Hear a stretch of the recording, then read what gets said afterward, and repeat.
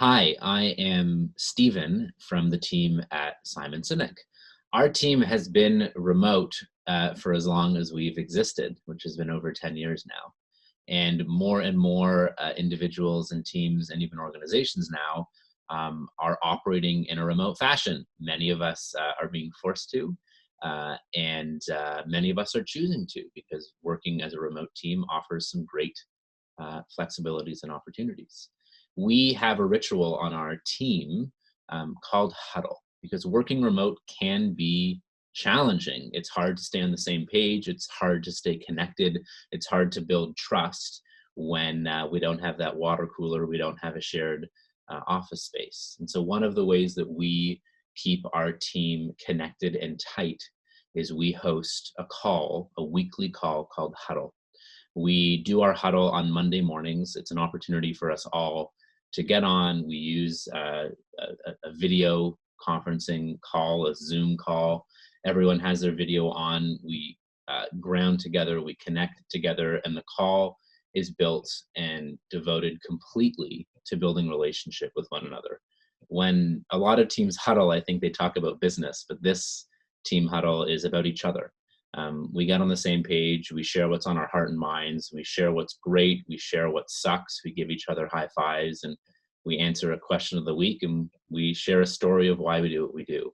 It's 75 minutes every week, simply devoted to building relationship with each other, because relationship truly is the foundation of what we can accomplish as a team. And so in these times when more and more people are working remote, we thought we would give you a taste of what our huddle looks like. We, as a team, came together for a short, abridged version of our huddle. Instead of 75 minutes, we gave you a taste of what it actually looks like, and we did it in about 15 minutes. So we hope by you watching this huddle, you get a sense of how we connect, and perhaps you can adopt this in your own unique way for your team. We hope it helps, and here's our huddle. Good morning, everyone. It is Wednesday, March 18th. It's lovely to be with you all. And I'm going to pass it to Mr. Shedletsky, who will do our grounding exercise so we can all become present and be with each other. Awesome, guys. Hey, just invite everyone to take a deep breath because these times aren't normal times, and let's get back to us. So if you're sitting, put your feet on the floor. Feel your feet on the floor, in through your nose and out through your mouth. 2 more, in through your nose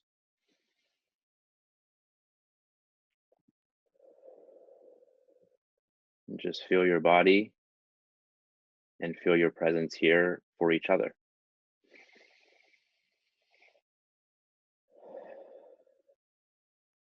Okay. A reminder to everyone, just turn off your notifications and we're here for each other. Sharon, back over to you. Excellent. Thank you. Who has some love to share? Let's high five each other for the awesome things we've been doing for each other this week. Simon, please kick it off. Yeah, I have a high five for Melissa. We've been working together on redoing our what used to be called PGR. We have now renamed it. It's going to be called GNP, which is growth and performance. It's how we review each other. And it's just been a pleasure working with Melissa. We've completely reinvented something here, so it's completely our own. We no longer have a 16-page review process. It's down to 2 pages. It's super, super, super easy and simple. And just big high five to Alyssa for doing all the research. And just, it's been an absolute joy working with her. And I think what we have is really, really good. So thanks, Melissa. High five. Also, I've got a couple high fives actually. First one to Stephen Shedletsky for just staying on the grind and community, man. Way to hop in, stay on top of things. One also for Siobhan for just staying on top of messaging and setting up meetings and everything like that when it comes to product development. And Lee also for just keeping it light and always being the spark and smile when we need it. So high fives around. I have a couple. First to the Ignite leadership team and really everybody, since my life got a little turned around and upside down on Monday. So thank you all so much for holding the space for me so I could sort of drive through the night to be with my family and for my health and my own mental health. So just can't thank you enough for just letting me sort of pack up the car and drive and get where I needed to be at a moment's notice. So just thank you from the bottom of my heart. I've got one for Siobhan, who is doing such a masterful job coordinating all of these big projects, and a lot of details, a lot of internal and external communication. Siobhan, you are the rock that is keeping a lot of these big projects moving forward, and just a big high five, because I know you're juggling kids at home at the same time. So way to go, girl. Awesome.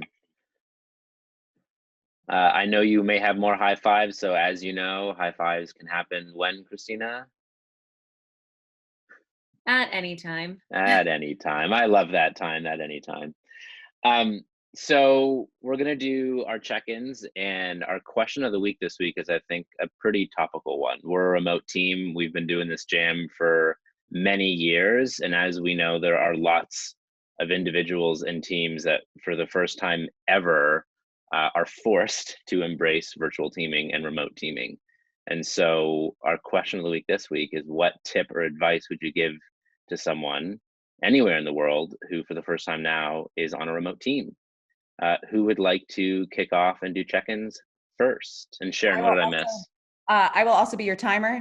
So I'll be giving you a 30-second warning because we each get 2 minutes for our check-ins. So if you see anything like this, that means you've got 30 seconds to wrap up your thoughts. Awesome. Who wants to kick off our check-ins?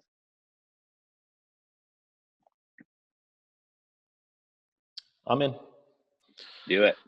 So, question of the week. I think I spent about 11 hours on virtual meetings yesterday, and more to come today. So, my biggest thing is I like to be super present.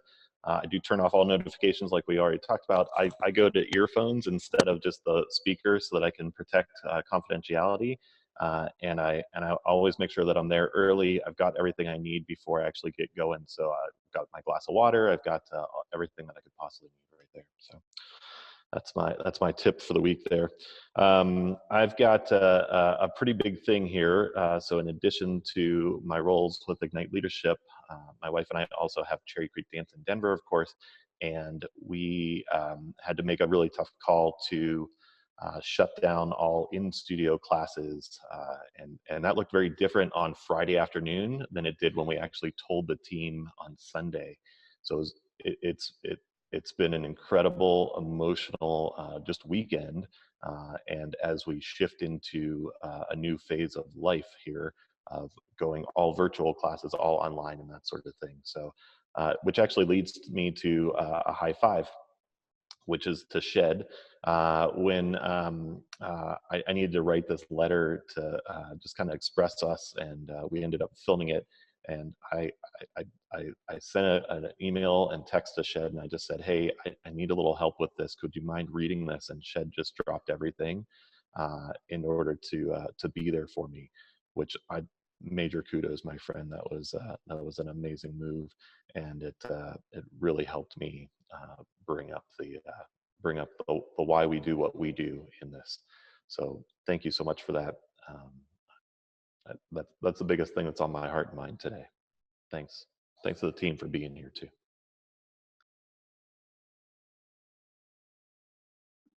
Awesome. Lee, pass it on to your next culprit here. I'm going to go with how about David? Okay, can you hear me? Great. Yeah, I too, like Lee, trying to keep everything super organized, be prepared in advance of any calls or conversations, so that I can be of use. I would say what's on my heart and mind right now is staying healthy. That's a huge passion of mine. And I think given what's happening in the world right now, super important for everybody. So when I think about the things that we can do to control our health, those things would be our nutrition and our movement, as well as our sleep. But For nutrition, what comes to mind are that there are some very simple things that we can do. Avoid sugar being number one, refined sugar especially. Sugar is pro-inflammatory. It's processed by the liver in a very particular way, and that puts out a lot of things into your system that are not good, that actually work against immunity. As far as immunity is concerned, you want to consume foods that are high in vitamin E, zinc. David, we just lost you. You went on mute there.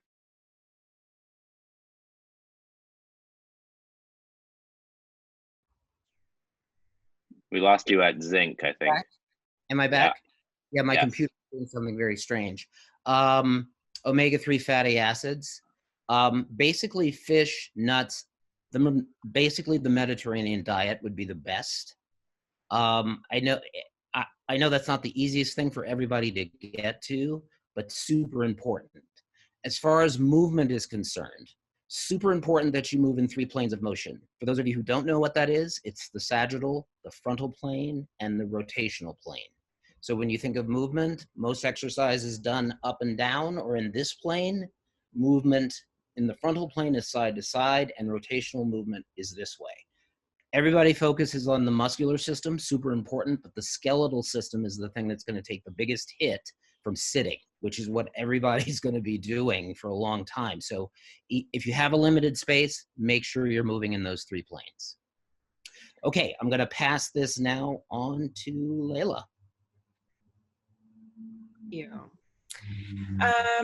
I am in Colorado. I got here last night around midnight. And as much as I really, really, really didn't want to travel right now, I felt like it was the best thing to do to just come and be with my family and help and support, especially my grandma being here. My mom, I think I told you guys before, she wasn't feeling well earlier this week. We were worried. She has just an ear infection, upper respiratory infection. She's on antibiotics and feeling better. So that's good news. But I'm glad to be here. Definitely, as wonderful as it sounds to be locked in my apartment alone for 2 weeks, it's nice to be around family right now. My mom has brought me breakfast in bed.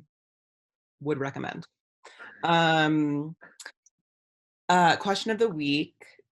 I would recommend, so I have 2 things. One, which Stephen said at the beginning of the call, turning your phone, your computer, if you have a Mac, I don't know about other computers, but the do not disturb function saves my life all the time, so that when we're on calls, when I'm trying to focus on like an email block or something, I don't have things just popping up on my screen or my phone lighting up.